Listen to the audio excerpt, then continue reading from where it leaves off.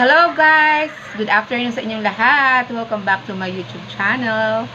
So for today's video po, gusto ko lang pong share sa inyo na dumating na po ang aking national ID.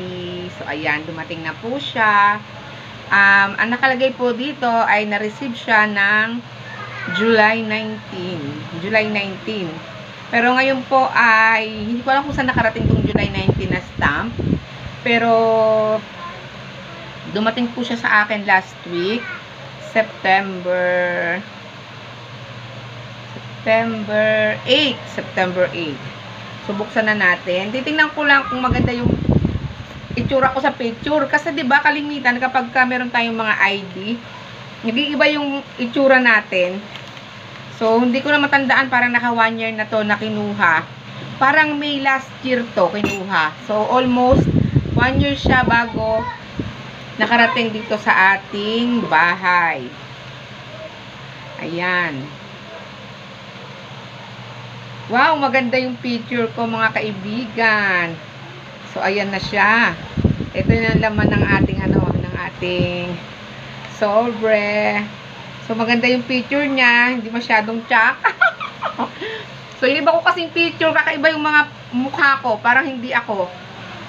Hindi ko po maintindihan bakit ganon. So, ito maganda yung ID ng national ID. Maganda siya in fairness. Parang, parang humid ID. Takpan lang natin yung pangalan. So, ito siya. Takpan lang natin yung pangalan. Ito yung itsura niya. Ayan yung mukha ko. Oh, maganda yung kuha niya doon sa, sa pagkakuha ng picture doon sa camera ng computer. So ayan, maganda yung itsura dito. Mas maganda yung picture ko dito kaysa doon sa humid. So ayan mga kaibigan. So ang saya naman at dumating na to. Na rin. Ayan. Tama naman yung mga detalye. Ayan, email. May 16 siya. May 16 siya ibinigay. Yung in-issue. So, ayan. Widowed nakalagay. So, ayan guys. Meron akong national ID. So, hopefully, ma-receive nyo na din ang inyong national ID. Ayan po. Nadagdagan na naman ang ating cards. Sa ating wallet. Sa ating card holder. So, ayan po. Yun lang po ang aking mag-share ngayong araw na to.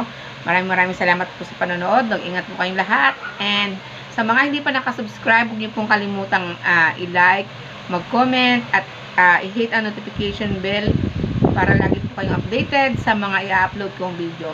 So, ayun po, hanggang sa muli mga kaibigan. Maraming salamat sa inyong panonood. Thank you for watching.